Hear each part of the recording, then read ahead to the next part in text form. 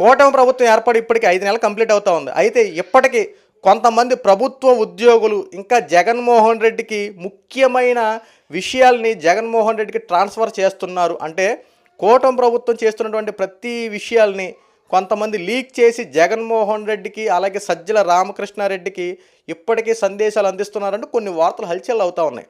నిజంగా ఈ జరుగుతున్నాయా, లేదంటే మీద తప్పుడు ఆరోపణలా, లేదంటే ఇంటర్నల్గా నిజంగా ఇవి జరుగుతున్నాయా అనే విషయాలు దయచేసి మీరు తెలుసుకోవాలనుకుంటే ఈ వీడియో పూర్తి వరకు చూడండి. ఈ వీడియో మీరు పూర్తి వరకు చూస్తేనే ఏ డిపార్ట్మెంట్లో జగన్మోహన్ రెడ్డికి ఇంకా అనుచరులుగా ఉంటూ ఈ సమాచారాలన్నీ చేరవేస్తున్నారు విషయాలు మీకు అర్థమవుతాయి.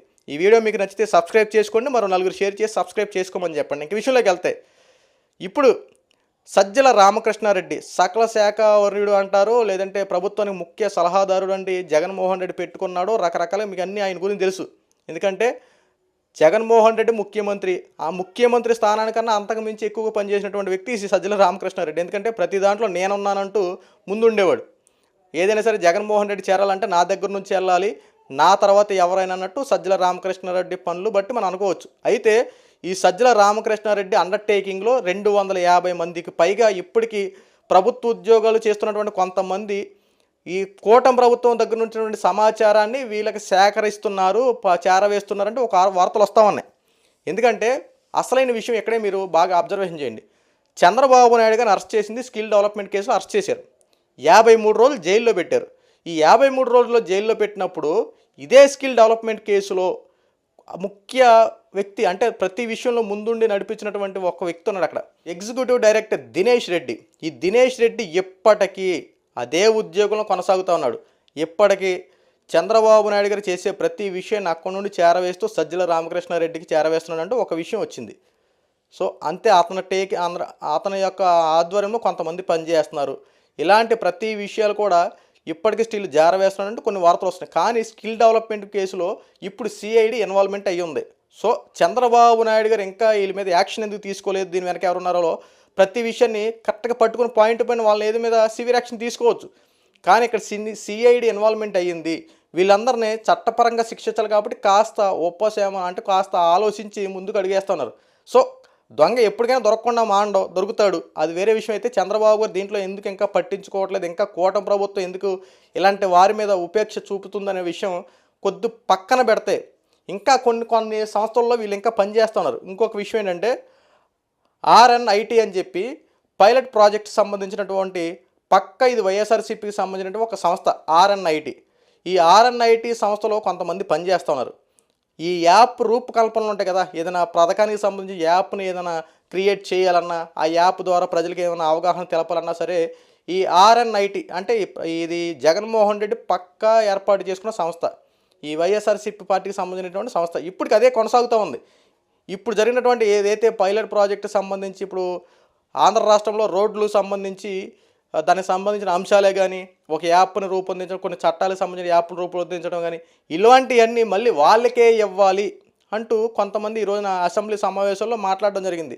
అంటే కూటమి ప్రభుత్వం అధికారంలో ఉంది, అయినా సరే మొత్తం అధికారాలన్నీ ఎవరికి ఇవ్వాలంట, ఆ వైఎస్ఆర్సీపీ పార్టీ వాళ్ళకి సంబంధించిన వాళ్ళకే ఇవ్వాలంట.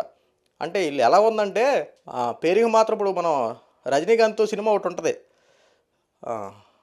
నరసింహ అనుకుంటా, అమ్మ పెళ్ళికోడికి ఈయనే కానీ ఆయన వేసుకున్న చొక్కా మాత్రం నాది కాదని చెప్పి ఒక డైలాగ్ ఉంటుంది. సో వీళ్ళు వ్యవహరించే తీరు అలాగుంది. ముఖ్యమంత్రి చంద్రబాబు నాయుడు గారే కానీ అనమల నుండి నడిపించేదంతా జగన్మోహన్ రెడ్డి అని చెప్పుకుంటాకే వీళ్ళందరూ. సో ఈ వెర్షన్లో వాళ్ళు చేసే వ్యవహారం ఇది. అంటే కూటమి ప్రభుత్వం ఏర్పడింది, చంద్రబాబు నాయుడు గారు ముఖ్యమంత్రి, పవన్ కళ్యాణ్ డిప్యూటీ సీఎం, వీళ్ళకంటూ ఒక అవగాహన ఉంటుంది. ఏ డిపార్ట్మెంట్లు ఎలా పెట్టాలి, ఏ డిపార్ట్మెంట్లు ఎవరు ఉండాలి, ఎవరెవరికి ఏ శాఖలు ఇవ్వాలి, ఎవరెవరికి ఎటువంటి ఉద్యోగాలు ఇవ్వాలి, ఎవరెవరికి నామినేట్ పదవులు ఇవ్వాలి, నామినేట్ పదవుల్లో ఎవరుంటే మంచిది అని చెప్పి ఒక ఆలోచన ఉంటుంది వాళ్ళకి. ఆ ఆలోచన ప్రకారం ప్రతి ఒక్కరు నియమిస్తారు. ఇందులో వైఎస్ఆర్సీపీ పెత్తనం ఏంటి, బాగా అబ్జర్వేషన్, వీళ్ళు పెత్తనం ఏంటి? ఇలాగే కొన్ని శాఖల్లో ఎప్పటికీ కొంతమంది వైఎస్ఆర్సీపీలో ఉద్యోగాలు సంపాదించిన వాళ్ళు వీళ్ళు ప్రభుత్వం సంబంధించి లేకపోతే ఓన్ టాలెంటెడ్తో వచ్చారో లేదో, లేకపోతే ప్రమోషన్లు లేదంటే ఉంటాయి కదా ఈ వ్యవహారాలు వచ్చారో, రకరకాల విషయాల్లో వచ్చారో ప్రతి విషయాలు బయటపడతాయి. చంద్రబాబు నాయుడు గారిని స్కిల్ డెవలప్మెంట్ కేసులో అరెస్ట్ చేసిన విషయాలన్నింటినీ కూపీ లాగుతున్నారు. ఈ కూపీ లాగే విషయంలోనే ఈ వాస్తవాలు బయటపడ్డాయి. ఇప్పటికీ కొంతమంది 250 మంది పైగా జగన్మోహన్ రెడ్డి సంబంధించినటువంటి వాళ్ళు ఇప్పటికీ ప్రభుత్వ ఉద్యోగాలు కొనసాగుతూ ఉన్నారు. పార్టీల పరంగా రాజకీయాల పరంగా పక్కన పెడితే వాళ్ళు ఒక ప్రభుత్వ ఉద్యోగులు. సో ప్రభుత్వాలు మారతాయి, అధికారులు మారతాయి, ముఖ్యమంత్రులు మారతారు, ఎవరైనా సరే ప్రభుత్వ ఉద్యోగుడు కామను. అవసరం తప్పు చేస్తే ట్రాన్స్ఫర్ చేస్తారు, లేదంటే సస్పెండ్ చేస్తారు, అయిపోద్ది. కానీ ఇక్కడున్నటువంటి కొంతమంది ఉద్యోగులు చేసేది మాత్రం వాళ్ళ వృత్తిరీత్యా నేరం. ఎందుకంటే ప్రభుత్వం చెప్పినట్టు వీళ్ళు వ్యవహరించాలి. ప్రభుత్వం ఏదైనా ప్రాజెక్ట్ ఇచ్చి ఈ ప్రాజెక్ట్ మీద మీరు సందేశం తెలపండి, దీని గురించి ఎంక్వైరీ చేయండి అన్నప్పుడు ఆ ప్రాజెక్ట్ గురించే మాట్లాడాలి. వీళ్ళు ఆ విషయాలను పక్కన పెట్టేసి ఇదిగో చంద్రబాబు గారు పలానా ప్రాజెక్ట్ని తేబోతా ఉన్నారు, ఈ విషయాన్ని ముందు జగన్మోహన్ రెడ్డి చేరవేయండి అంటూ ఇక్కడ ట్రాన్స్ఫర్లు జరుగుతున్నాయి అనమాట ఈ మ్యాటర్ అంతా. మరి ఇలాంటి వారిని ఏం చేయాలి? ఇలాంటి వారిని అందరూ ఏం చేయాలి? ఇలాంటి వారిని తీసేయాలి కదా. సో కూటమి ప్రభుత్వం ఇంకా వీళ్ళ మీద ఎందుకు ఇంత వ్యవహరిస్తుంది, ఇంకా వీళ్ళ మీద ఎందుకు సైలెంట్గా ఉంది, ఎందుకు ఉపేక్షిస్తుంది? వీళ్ళు ఇంకా ప్రభుత్వానికి చెడ్డ పేరు తీసుకొస్తున్నారు కదా. ఇలాంటి వారి మీద సివియర్ యాక్షన్ తీసుకోకపోతే ప్రభుత్వానికి మచ్చపడే అవకాశాలు ఉంది కదా. మరి ఇలాంటి వారిని ఏం చేస్తారు? ఎందుకంటే చాలా ఇంపార్టెంట్ విషయం ఇది. ఎందుకంటే 250 మంది అంటే మామూలు విషయం. ఆ పైగా స్కిల్ డెవలప్మెంట్ విషయంలో మన చంద్రబాబు అరెస్ట్ అయిన దాంట్లోనే వీళ్ళు ఇంకా కొనసాగుతూ ఉన్నారు. దానికి తోడు ఆర్ఎన్ఐటీ సంబంధించిన సంస్థ ఏదైనా యాప్లు రూపొందించాలని ఏదైనా చేయాలని సరే కీలకమైన ఈ యొక్క సంస్థల్లో వీళ్ళు పనిచేస్తూ ఉన్నారు. ఇలాంటి సంస్థలకు ఇంకా ఇచ్చి మళ్ళీ ఇలాంటి వారిని ఇంకా ఎంకరేజ్ చేసుకుంటూ ప్రభుత్వాన్ని చెడ్డపేరు తెచ్చుకుంటారు, లేకపోతే ఇంకా వీళ్ళ మీద సివియర్ యాక్షన్ ఎందుకు తీసుకోవట్లా? ఇప్పుడు కొంతమంది అరెస్ట్ అవుతూ ఉన్నారు. మీరు ఇంకా కీలకమైన విషయం తెలుసుకోవాల్సింది ఏంటంటే సోషల్ మీడియాలో అరెస్ట్ అవుతున్నారు కదా చాలామంది. ఈ సోషల్ మీడియాలో అరెస్ట్ అయ్యే చాలామందికి ఈ దినేష్ రెడ్డి ఏదైతే ఎగ్జిక్యూటివ్ డైరెక్ట్గా స్కిల్ డెవలప్మెంట్ కేసులో ప్రధానంగా మొత్తం వ్యవహరించినటువంటి వ్యక్తి ఎగ్జిక్యూటివ్ డైరెక్టర్ దినేష్ రెడ్డి వాళ్ళందరికీ సపోర్ట్గా ఉన్నాడంటూ ఇంకొక వార్త కూడా వస్తూ ఉంది. ఎందుకంటే ఈ సోషల్ మీడియా అరెస్టులకి వీళ్ళందరికీ సహాయం చేసి గతంలో పోస్టులు సంబంధించి ఏదో వచ్చినా నేను చూసుకుంటాను, నేను ఉన్నాను అని చెప్పి మొత్తం సపోర్ట్ ఇస్తూ వాళ్ళందరినీ ముందు కొనసాగించిన దాంట్లో కూడా ఈ దినేష్ రెడ్డి కూడా ఒక భాగం అంటూ ఒక వార్త కూడా వస్తూ ఉంది. సో రాబోయే రోజుల్లో ఈ వార్తలన్నీ నిజమో అబద్ధమో తెలిపోతుంది. ఎందుకంటే ఇప్పుడు వచ్చినటువంటి ఇంటర్నల్గా వస్తున్న వార్తలు. సో ఇప్పటికీ కూడా సజ్జల రామకృష్ణారెడ్డికి అలాగే జగన్మోహన్ రెడ్డి కొంతమంది సమాచారాన్ని సేకరించి పంపుతున్నారు అనే వార్తలు వస్తూ ఉన్నాయి. ఏది ఏమైనప్పుడు ఇది నిజం కనుక అయితే వీళ్ళ మీద కఠిన చర్యలు తీసుకుంటారు. ఎందుకంటే వృత్తిరీత్యా నేరం చేయకూడదు. ఎందుకంటే మనం ప్రభుత్వ ఉద్యోగులు అరెస్ట్ అవుతాం మనం చూస్తూ ఉంటాం. ఎందుకంటే కొంతమంది బల్ల కింద చేయబెట్టి డబ్బులు తీసుకున్నప్పుడు వెంటనే వాళ్ళు వచ్చి యాంటీ కరప్షన్ బ్యూరో వాళ్ళు వచ్చి వెంటనే ఎంక్వైరీ చేసి స్పాట్లో అరెస్ట్ చేసి వాళ్ళు సస్పెండ్ చేసి వాళ్ళని మీద శిక్ష పడేలా చేయడం. సో ఇలాంటి వృత్తిరీత్యా చేసే వాళ్ళు ప్రతి ఒక్కరికి చట్టపరంగా శిక్షలు వేయకపోతే రాబోయే రోజులు చాలా పరిణామాలు చోటు చేసుకుంటాయి. దొంగ దొరికినప్పుడు ఖచ్చితంగా పట్టుకుని వాడికి అరెస్ట్గా సరిగ్గా లేదని సరైన శిక్ష అయిపోతే రేపు ఇంకో దొంగతనం చేయడం రెడీ అయిపోతాడు.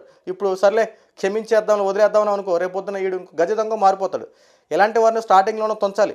ఎందుకంటే ఇలాంటి వారిని ప్రాపర్ ఇన్వెస్టిగేషన్తో పక్కా ఆధారాలతో అరెస్ట్ చేయగలిగితే రేపన్న రోజున గవర్నమెంట్ ఉద్యోగం నాకు వచ్చింది, గవర్నమెంట్ తరపునే పని చేయాలి, వాళ్ళు చెప్పినటువంటి పని చేయాలి, అంతకు మించిన వేరే చోటకెళ్ళా కూడా వేరే వాటి మీద ఆశపడకూడదని చెప్పి ఒక చట్టాన్ని తీసుకొస్తే కానీ వీళ్ళందరూ లైన్ అవుతారు.